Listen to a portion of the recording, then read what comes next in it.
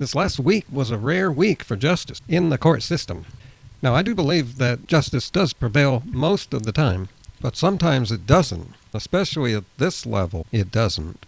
There's 4 people I want to bring up in this video. First one, you've probably heard by now that Amber Heard actually lost the trial. Johnny Depp won. Now, this was against my prediction, even though I think he should have won, like most people think. But most people, don't understand what I do, that justice is rare for men against women when it comes to abuse. But suddenly I was guilty until proven innocent. Another big thing just happened yesterday. Peter Navarro was arrested by the FBI. I won't talk about this much. People don't want to hear about politics, and I don't think it should be necessary anymore. These people are criminals, and they're psychotic. And it appears a lot of people are psychotic these days, which brings us back to Amber Heard, and her lawyer is the next person I want to talk about. She seems to be psychotic now after the trial is over, the way she's acting. Before, it just appeared that she was maybe a bad or incompetent lawyer. Now she looks like a bad person. So Amber Heard loses the case. I think she knew she'd probably lose. Everyone and their whole team could see they were losing all through the trial. Yet, when she did lose, what does she do? She goes right back in the media and starts talking BS again about how the trial was all wrong. What's she going to do? Read her op-ed over the TV? Which is why she was sued in the first place, by doing this kind of thing. And while watching the evidence, I noticed she doesn't seem to be able to stop herself from continuing the abusive relationship and keeping the abuse going. And now, she can't stop herself from getting into legal trouble. She's still doing the same thing that got her into trouble. This crazy bitch will not stop. It's like she can't stop. That is psychosis. One of the people who testified on Amber's behalf doesn't seem to care about truth. That was Dawn Hughes, psychologist, the one who really tried to defend Amber by claiming stuff like reactive abuse. We heard the tape. That did not sound reactive. It sounded proactive. What about if you throw a bottle of vodka because your husband fell off the wagon? Is that reactive violence? Are you asking me hypothetically? And you'll agree with me that when you throw the second bottle, that's not reactive violence. Some people out there looked into Dawn Hughes. You can look up medical professionals. Someone looked up her rating and said that she scores a 1 out of 10. Someone else said, this woman has an axe to grind against men. Makes me wonder if the 29 hours of therapy Amber Heard received wasn't actually a coaching session. Well, now that I think about it, this reminds me of other stories I've heard about female psychologists, that they're often feminists, and with this mindset that women are never at fault. They're never the problem. So therefore, maybe this is why Amber hasn't gotten actual psychiatric help, because she goes to women and they're not actually giving her help, probably telling her that it's not your fault. Although there was that other female psychologist who diagnosed Amber with a couple mental disorders, which you could see during the trial. Oh, I should mention here with this screen capture, that thing down there at the bottom is an advertisement. It just happened to be there. I thought it would be interesting to get that in the screen capture. These 2 legal actions this week are very rare to see. But now that we've seen that it's possible to get this rare justice, how about some justice for the animals? No, we don't have time for that, because we're so busy trying to defend ourselves from other people. And yep, people are also the ones that are causing almost all animal abuse. People just can't stop abusing. To all the animal rights activists out there, you need to wake up and see that you're never going to have the animal justice you want as long as people are like this and societies like this. You can't take a society that's this abusive and this uncaring and expect them to stop abuse in factory farms when they can't even stop their own abuse from each other. There's a reason it hasn't happened, and it's because of people like the 4 people I'm talking about here. Just heard of another dog abuse story out of Texas. The world's not going to go vegan with your message. First, you need to change society and people. And how are you going to change people? Well, that's why I made that video a couple years ago saying, we just need eugenics. It's the only way. It's the lack of eugenics that has given us so many people out there that have sociopathic personality. Here's a new article here, down near the bottom. Amber Heard saying something true here. I'm not a saint. Now, within that truth is kind of a lie that she's just a flawed, good person like most people. And then she says, I want to move on. From there, we now scroll up. Not only did she put out a statement right after the trial, which is not moving on, she now has a spokesperson to help with putting out more of her lies and propaganda. Responding to Depp's recent message, as Johnny Depp says he is moving forward, women's rights are moving backwards. This statement is true, but they make it sound like a bad thing. Kind of like how the NRA and the Republican Party would have people believe that gun restriction would be moving backwards in people's rights, but it's actually moving to where we were in the 90s, which was simply a better place, where people could not have military rifles on the street. In the case of women's rights, they had too much. They had more than rights. They had a privilege where they were just believed without evidence. I was guilty until proven innocent. And so that is wrong. That goes against the whole spirit of justice. So it should go backwards again where it was around the 90s. Right, the last decent decade before everything turned to shit.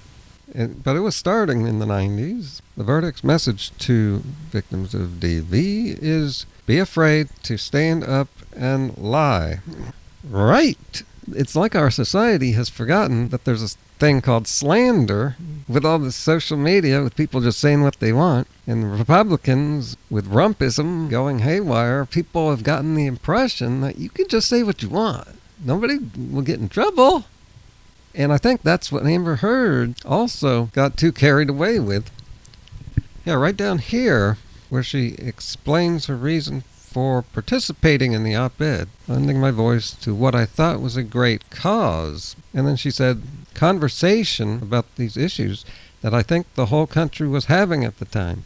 Basically, yeah, that was going on, and it emboldened her. That's what I said in a recent video. It made her think that it was okay to do it, and that she wouldn't get into any trouble, because we haven't seen people get into trouble for this slander. Also, I could tell you that at this point, we've heard no jury members speaking out that can be verified, although there's one or two people claiming to be jury members, but that doesn't look to be true. Looks like a hoax. So Amber Heard, Elaine Bredeholf, and Dawn Hughes all seem to have the same agenda, which is women over men. Women winning, defeating men.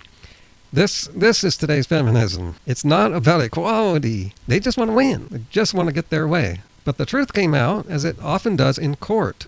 And as I said in my last video, Twitter is not court. And their Metoo movement was unjust because it was trial by tweet. And the sick irony of Lawyer Elaine Bredeholf was on TV after the trial saying that her trial was a trial by TikTok. No, it wasn't, you crazy bitch.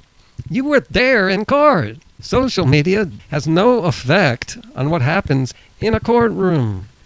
I made a whole video ranting about her yesterday. Even though the jurors were told to block it all out, do you think it impacted? There you go. I have no doubt that those jurors tried to adhere to the judge's instructions. Tried?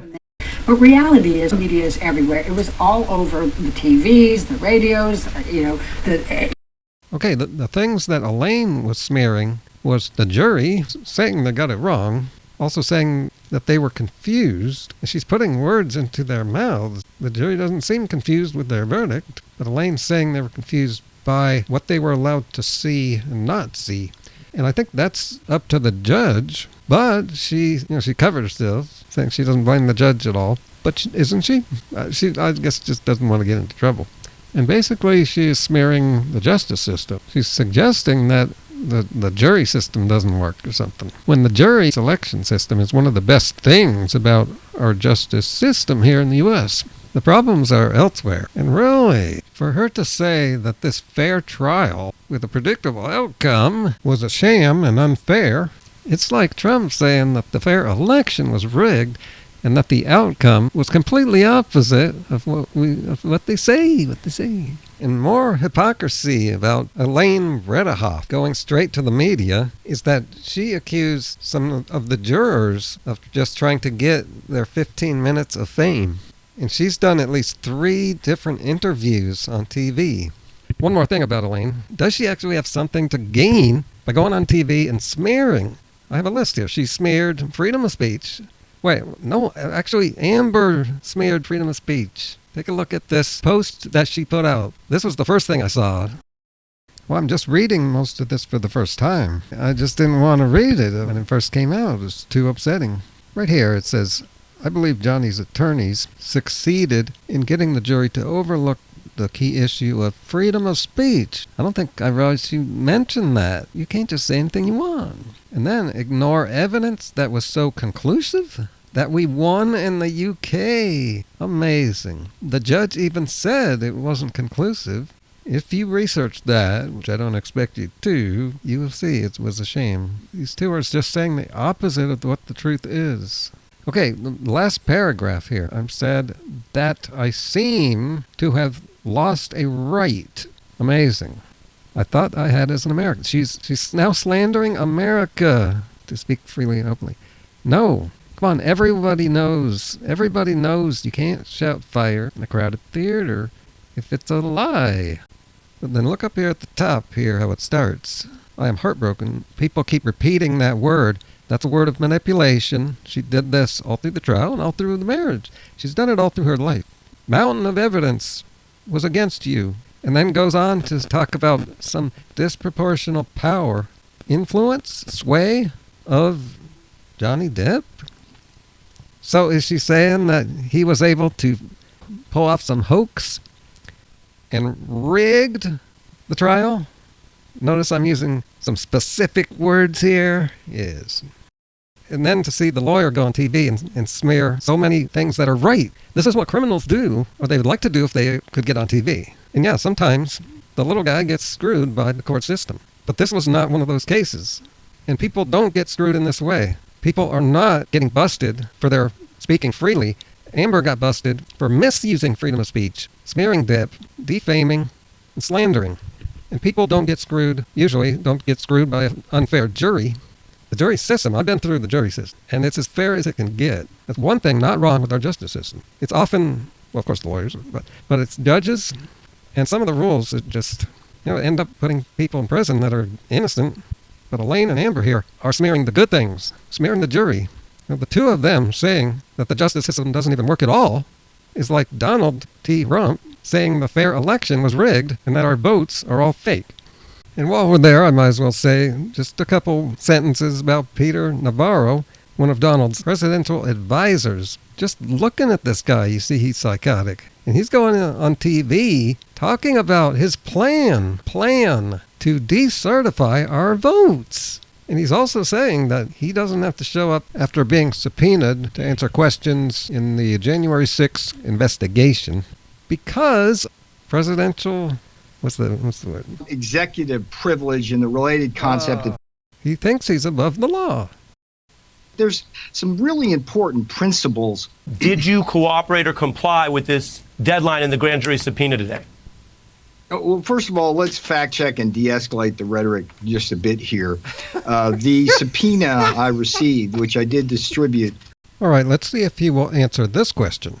Are you currently offering them any evidence or material? Or when you say response, are you telling them in so many words, no? Let's talk about the bigger issue now, because that is the essence of my response. And that's another question not answered. The average lifespan in America for an American male is 76 years old. If I were to go to prison, and this is why I'm putting literally my life on the line, standing up for principle. The most important one is about executive privilege and the related concept of testimonial immunity for senior White House officials. Executive privilege, it goes back to George Washington. Oh, shit. This guy is desperate as fuck. I have absolute testimonial immunity. Could this guy be hiding something, trying to cover something up? So you're risking going potentially to jail, not to talk to them, but you're out here talking in public. You do realize these investigators can hear you when you talk on TV. What we're talking about now, Ari, is the case law itself. Yes, but look at what they resume talking about in a few minutes. Then you say, quote, if I'm not dead or in prison, I will lead the charge. What are you threatening, and are you suggesting and what will you Ari, do? you bet your ass that I will lead the charge. I will take Adam Schiff and Jamie Raskin and Nancy Pelosi and Luria and all of those clowns and kangaroos. I'll take Biden and every single senior staff member in there. And do what to all these most decent people in our government? And Put do what? them with subpoenas, and we'll start with the impeachment of Biden for what? Yeah, for what? The southern border, all manner of things he is guilty of. And Biden is guilty of the southern border and all sorts of stuff. He's guilty of gas prices. Quick lesson, people. Presidents have almost nothing to do with gas prices. It's supply and demand, and this year, it's price gouging. 6 migrant children did not die under Biden. I think executive privilege, George Washington understood this. Jefferson, Adams. This guy is smearing U.S. history just like Amber Heard smeared the Me Too movement, and her lawyer is smearing the justice system. He reminds me of Charles Manson. Total manipulation. This guy who was arrested yesterday, he's helping to destroy our democracy. Democracies are fragile, people, and they often don't last. And it looks like it's because in a democracy, like half the people don't get their way. And maybe they would if it wasn't for democracy. So Amber Heard loses the case, and now she's still doing the same thing that got her into trouble. And it seems like there's no one to stop her from her self-abuse. It might be because she's rich and powerful, and no one in her circle wants to stand up to her and risk getting on her bad side. So she's going to keep going. And she's using feminism. With the psychosis she has, she thinks she's always right, and she fits in with a lot of other feminists with this feminist mindset, totally out of control. She's a Metoo-feminist turned free speech right-winger. She went from far left to far right, saying she doesn't have any free speech, and then smearing to say she doesn't have free speech, like free speech is being taken away from her by our system because she is female. That is just a rotten smear of our society. Our society is more the opposite. They're pro-woman, as you can see, all over the place. But this free speech thing, free speech is not under attack. And I am a person who's been suspended from Twitter 7 times for my speech. But the thing is, free speech means you can speak. But number one, Twitter has the right to disallow it on their website. And our freedom of speech is just a right, meaning the government cannot stop you. Twitter is not stopping me. I'm not even on Twitter right now. But you don't have a right to Twitter. You can take your free speech and you can speak in public, out in the world, in your house, on your phone. My next video is going to be about media reaction to the verdict. And I'm not putting it on YouTube. That would be too dangerous for my channel. It's one that really belongs on Rumble. But before you go subscribe to me over there, vote this video thumbs up or down. I'm sure you got something to say in the comments.